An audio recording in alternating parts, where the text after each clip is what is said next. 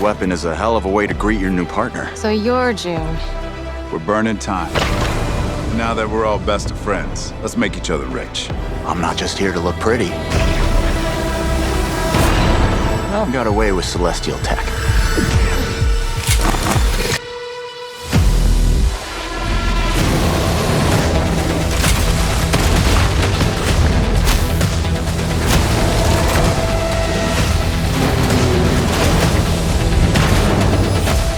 I see a lot of potential in this new partnership.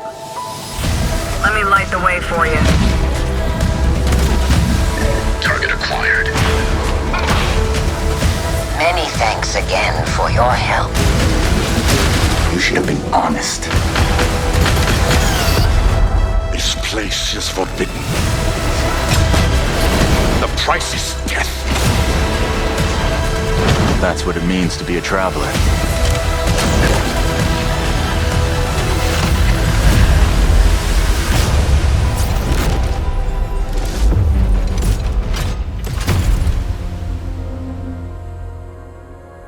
Who are you? I'm a friend. Celestials are the enemy of humanity. A relentless threat to our very survival. I can't do this anymore. Salvaging scraps just to get by.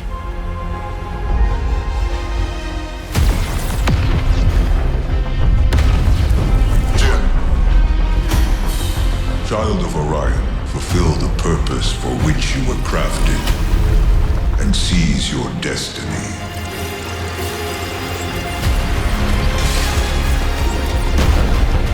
Our world is dying. You are the only one who can wield celestial tech and find a cure.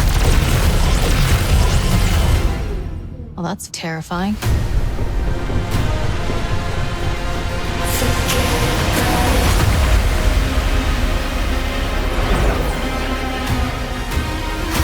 With the right ship and the right crew, you could save all of us. I was on an alien world. Felt like I was finally doing what I was made for. Thank you, Jun. We are the defenders of Leiden's future. And we will fight to protect it. The fight for survival has consequences. How far are you willing to venture? How much are you willing to sacrifice to save your world? Damn, kid. No pressure there.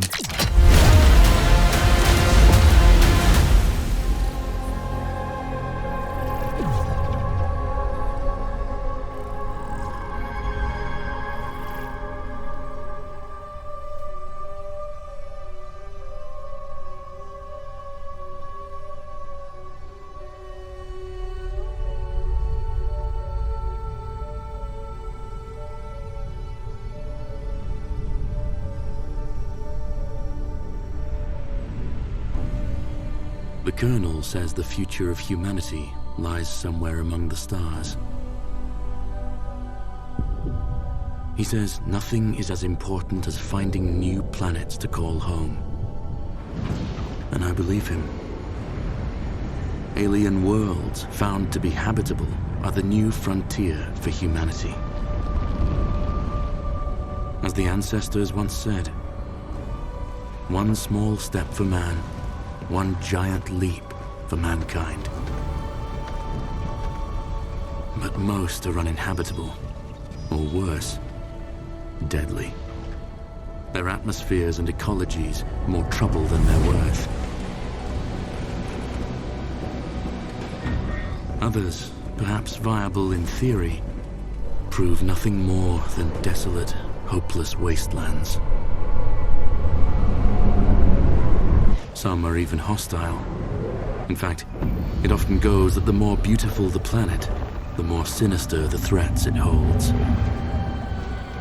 The few that show fertile promise are made ready for terraforming, and their locations transmitted to the rest of the fleet.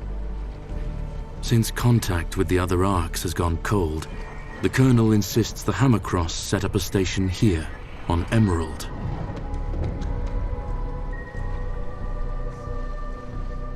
He couldn't have known the planet would be toxic. Could he?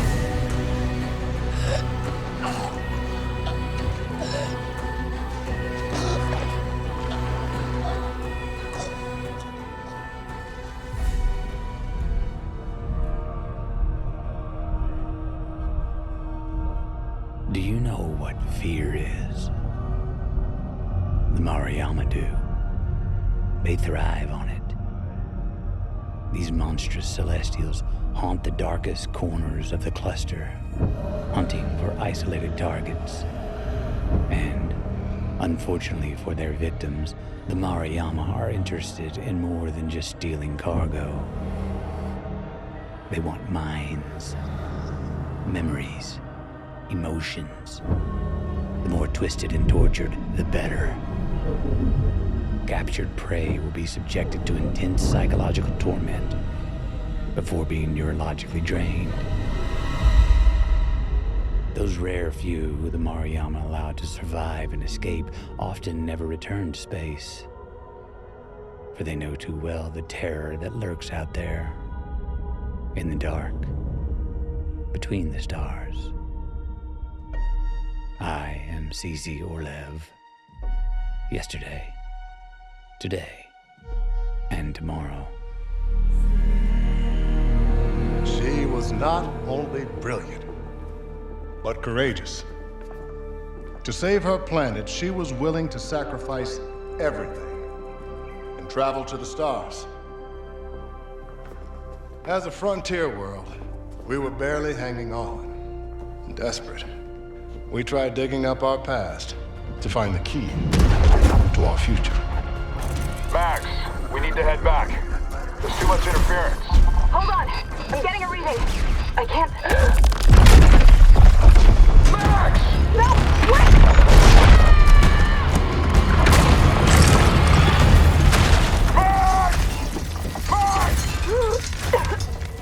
Max!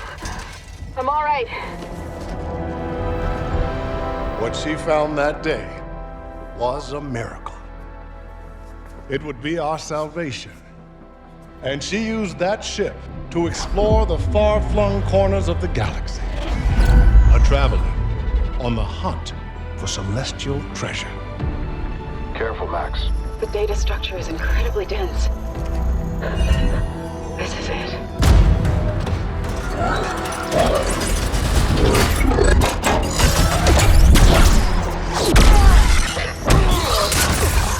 Tom! Stay down!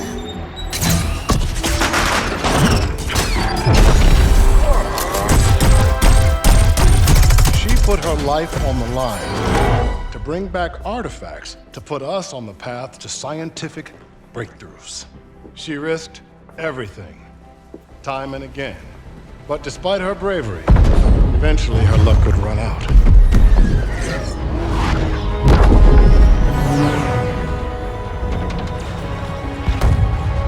Lucky for us, she made it home safely. While she was alive, she was too humble to speak of her adventures. But at least we, her descendants, can honor her memory. Thank you all for visiting the museum today, and safe travels tomorrow.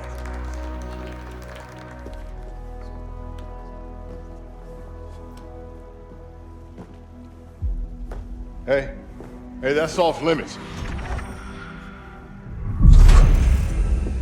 She was always charging headfirst into the darkness. I was always one step behind, looking for the light switch. The Celestials hunted us down. I knew they'd keep chasing us until they ripped our ship apart. Come on! And I had to save her.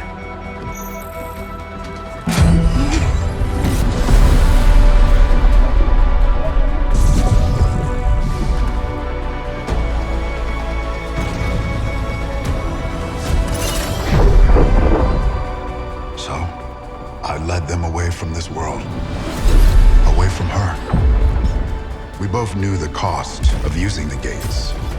When you travel at light speed, time slows to a crawl. It was only days for me, but an entire lifetime passed for her. And in the chaos of those final moments, we never said goodbye.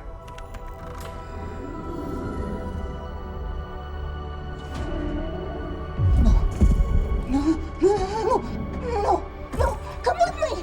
Wait! Please! Tom!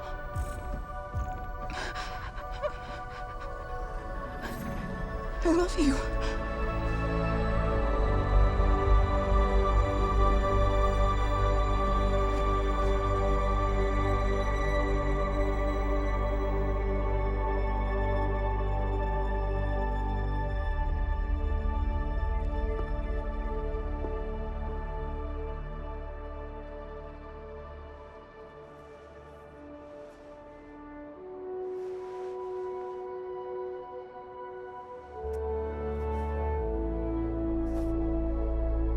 Thank you.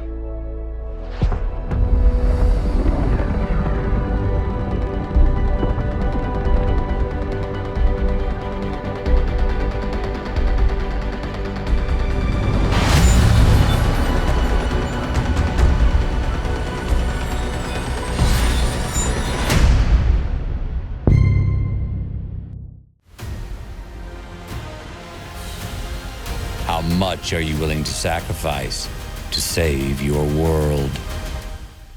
Hi, I'm Chad Robertson. I'm joined today with Chris King, our game director, and Tal Peleg, our cinematic director. We're here today to talk about our latest trailer, which we revealed at the Game Awards. We thought we'd sit down and walk you through some of our favorite moments and some of the things you might have missed. For us, releasing this trailer was a huge moment, for not just for the three of us, but for the team overall. We have a lot to share about Exodus, and the trailer represents a lot of hard work from a lot of people. So let's dive in. Yeah, this is a super exciting shot. Tal, for reference, this is, you know this one because you recorded it, but we've got the Crown Knight smashing through the wall and attacking Jun. So yeah, it's basically a mixture of PCAP and keyframe, hack keyframe. We have awesome animators. The actual action itself is fully keyframed. One of the things in here, Chris, is the Crown Knight. I don't think the players know who that is or what that is. Can you elaborate a little bit? That's one of our big boss fights. The thing I love about the Crown Knight, he's got the most exotic attacks in the game. Who are you? So one of the coolest parts of the trailer for me is the big reveal of Cece Orlev, who's voiced by Matthew McConaughey. I'm a friend. He plays a really critical role in the game. He's a mentor and advisor to Jun, the main player character. He sort of helps Jun out throughout the course of the game. He shows up on broadcasts, so yeah, that's probably about as much as I can say about Cece Orlev. Celestials are the enemy of humanity. So the Remnant Ghost guys, what do you think? This is a big reveal for us. This is a super important part of the game. Constructs are these enemies that you see all over. They're sort of laid on different planets to sort of protect the celestial technology and stuff that's there. A relentless threat to our very survival. There's this scene that's really kind of iconic in the trailer where, to represent that beginning for Jun, where he literally gets knocked into the mud. And I think that's kind of metaphoric for what he really goes through in the beginning of the story. I can't do this anymore. Salvaging scraps just to get by. So the scene is called Pathetic Breakfast, and we're actually seeing Jun at his very modest room. Well, he lives in a trailer. He lives in a trailer. This is like his lowest point, though, right? That's basically, yeah. That's basically it. He's poor.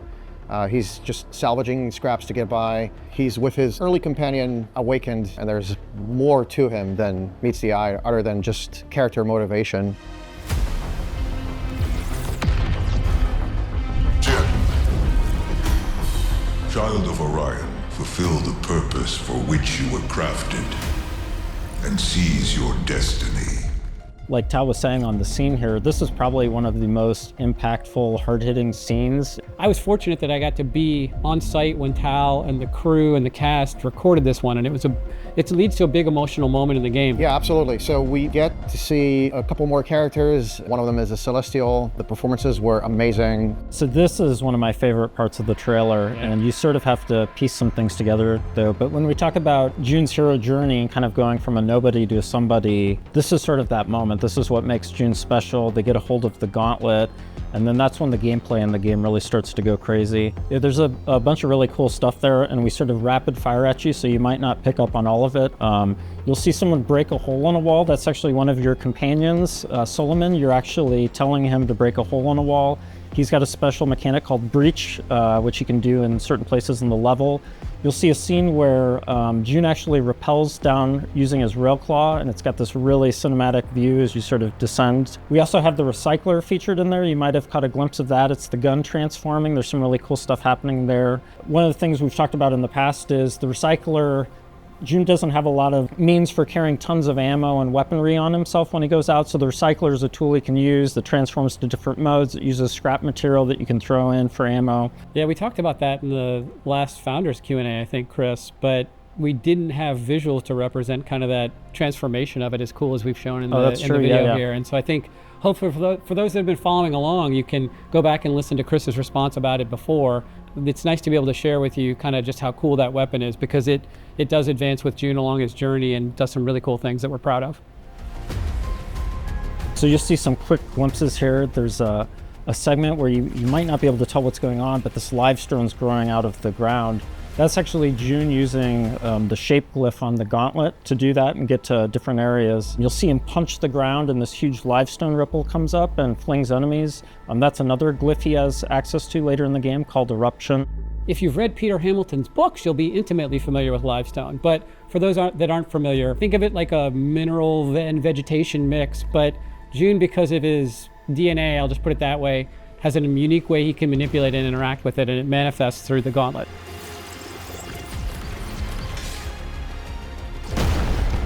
Our world is dying. You are the only one who can wield celestial tech and find a cure.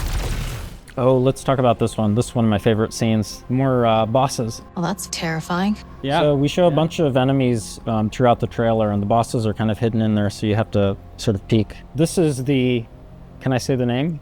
Do it. Redeemer. Yes. He's a construct that's thousands of years old. To Chris's point, he's a mysterious construct, but there's some elements of where he comes into the story that are super cool because, frankly, Jun has never seen anything like this before, and so it's a big encounter for him.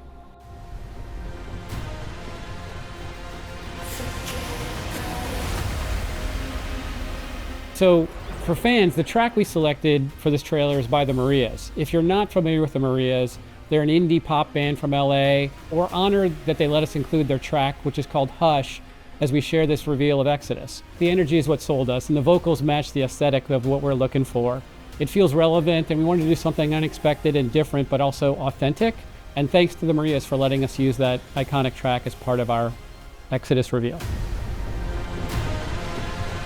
So we've talked a bunch previously about time dilation.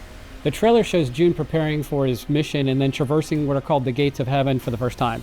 These gates are the interstellar pathways that allow travelers to move at light speed between stars. And it's that travel that marks for Jun an Exodus mission in this game. And that's the inspiration for our title. We don't show this in the trailer, but one of the things I love is the build-up we do in the game when you go on these Exodus missions too, and how weighty they are, and you're contemplating what everyone on your home planet's doing and people you've left behind, what they're up to. And his homeworld's known as Persepolis. I don't think we've shared that before, but we also share some glimpses of that later in the trailer for the very first time. But we'll have a bunch more on that later. You could save all of us. I was on an alien world. Felt like I was finally doing what I was made for. Thank you, Jun. Ooh, this is a good one. You guys want to talk about this? We're about to do rapid fire on characters here. Yeah, so if you look super close, we kind of show you a whole bunch of important story characters in the game. Oh, this scene, guys. Yeah, here she is. So come on, guys. We can't not talk about Salt, right? players see her in action for the very first time in this trailer, and she's a awakened octopus fighting in a mech suit. Like, what's more cool than that? So my favorite part of Salt is her one-liners and her sense of humor. I wish we could share more details and give you some examples, but I literally laugh every time I play the game. Ooh, another boss. This is a good one. So this is the Awakened Warbearer, and this sort of shows the variety we have in our enemies and bosses. This thing's gigantic too, super powerful. This is a really fun boss fight. The fight for survival has consequences. How far are you willing to venture? How much are you willing to sacrifice to save your world? Damn, kid. No pressure there. That's us in parting. Cal, anything you want to add? Yeah, this is very exciting. We're very happy with this trailer. Can't wait to show more.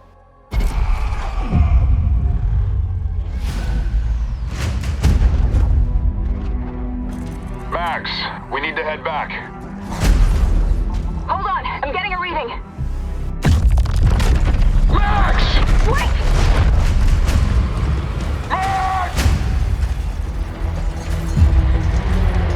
What she found that day was a miracle.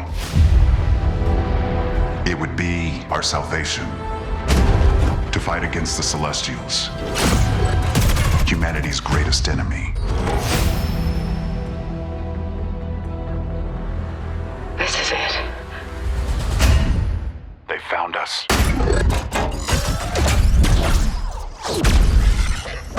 Tom, stay down! The Celestials hunted us down. I knew they'd keep chasing us until they ripped our ship apart, and I had to save her. I led them away from this world, away from her. We both knew the cost of using the gates. When you travel at light speed, time slows to a crawl. It was only days for me, but an entire lifetime passed for her. And in the chaos of those final moments, we never said goodbye. No, come with me! Wait! Please! Tom! I love you.